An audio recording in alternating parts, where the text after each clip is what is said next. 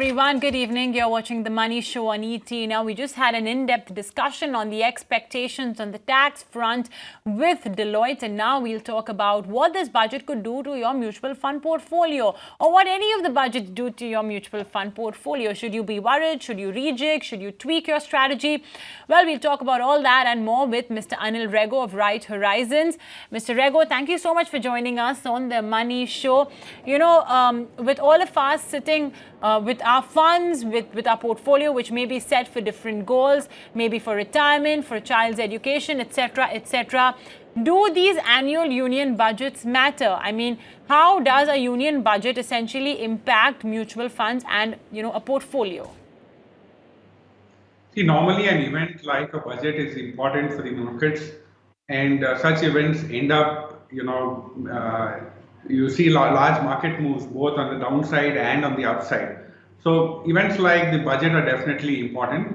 The budget especially because it gives you a perspective of the economy, where it is. It gives you a perspective of what the government is thinking and what it is doing in terms of fiscal deficits, etc. And various policies that may impact both corporates as well as individual investors who are investing into mutual funds, markets, etc. So budget is definitely important, and it's keenly watched, possibly the most important event for the markets during the financial year. So what does one do in such times? Now one keeps in mind that events like this also, there's a little bit more hype around it, there are expectations, etc. You'll typically see maybe pre-budget rally and then it comes off later, or vice versa, unless it's something which is really heartwarming for markets. And normally it's not so easy because the finance minister is always having a bit of a juggling act between giving freebies to all of us and ensuring that the economy is in good shape and we are not seeing fiscal deficits, etc., worsen, which also then creates concerns for other financial investors. So that is a important thing. So what should an investor do in such a situation? I think beyond a point, if you are looking for planning for various needs, your retirement, etc., it may not make too much of a difference. So I would think you just stay put. This time definitely there is some bit of expectation around the markets, around capital gains, especially. I think there's been some items, rumors around long-term capital gains becoming zero for equities.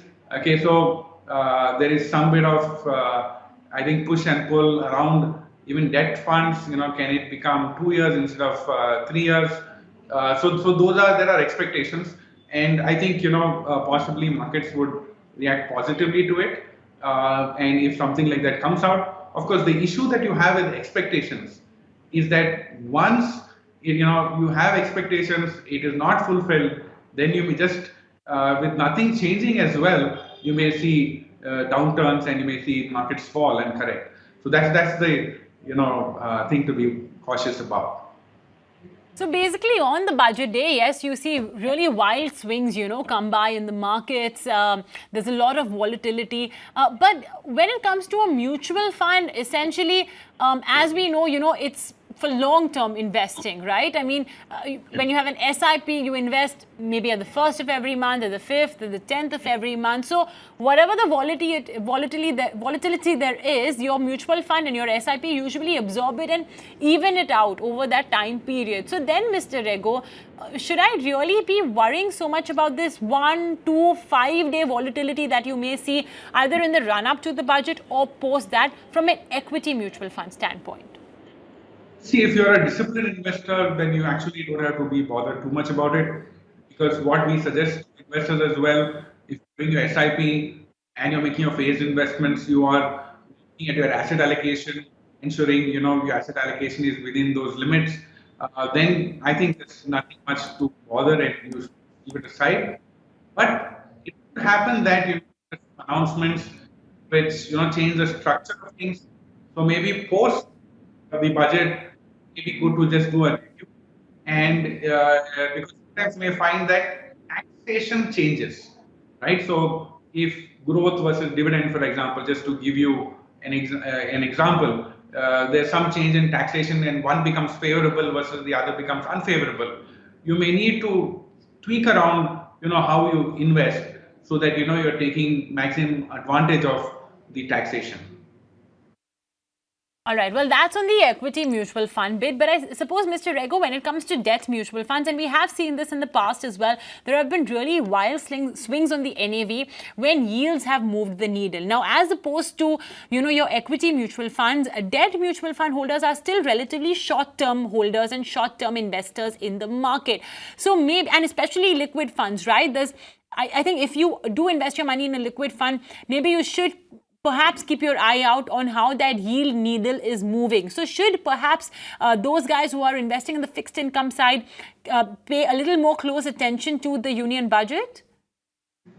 Actually, the budget has a lot more for the debt funds and the fixed income markets because items like the fiscal deficit, how much the government is borrowing, etc., have long-term implications. And many times a small change can have a drastic impact on the debt mutual fund side. And I think, see, for a liquid or a ultra short term, a very short term fund, it may not make as much of difference, but I think there will be larger impacts to where schemes where the duration is slightly higher. And I think a lot of us would also look at longer term investing in mutual funds, and even if it's short term funds or medium term funds, I think those could have a larger impact. So those are things to watch out for. And where the signals are not too great, then investors in higher duration products may just need to look at and review their portfolio strategy, because I think the budget can, in the case of debt funds, have a much larger impact. So, Mr. Rego, then, we've got a week to go for the budget. Next week, we'll have 5 working days. In these 5 working days, based on what we've discussed for both equity mutual funds and debt mutual funds, do you recommend that investors take any steps to rejig their portfolio, to perhaps increase or decrease exposure to certain elements of their portfolio? Actually, taking steps in advance, I think has no basis, right? Because you may just expect something quite a lot and it just doesn't happen, right? So I don't think it's a good idea to take steps on, your portfolio before the budget. If at all, the only thing is maybe from an equity side, because yes, I think the expectations are there. So whether, people who track markets a little more closely and use technical analysis, etc., for them, volatility helps them earn that extra return. I think for them they can play around, but I think for other long-term investors, I don't think it's a good idea to do anything before the budget. But after the budget, I think you may get longer-term triggers for you to take certain decisions. Okay, all right. So no point of doing anything before the budget. Maybe you can rejig your portfolio, give everything a relook after the budget. There may be some changes in, Section 80C as well, like we just discussed before this break with Mr. Homi Mistry. He spoke about how, maybe the limits may be enhanced among other things. So then you may consider, okay, maybe you should put in a little more money in the ELSS scheme. So accordingly, take your decisions. We on The Money Show will, of course, be here with you to guide you through the entire process. We'll take a very short break, but Mr. Rego will still be with us because he'll be answering any questions or queries you may be having. Stay tuned.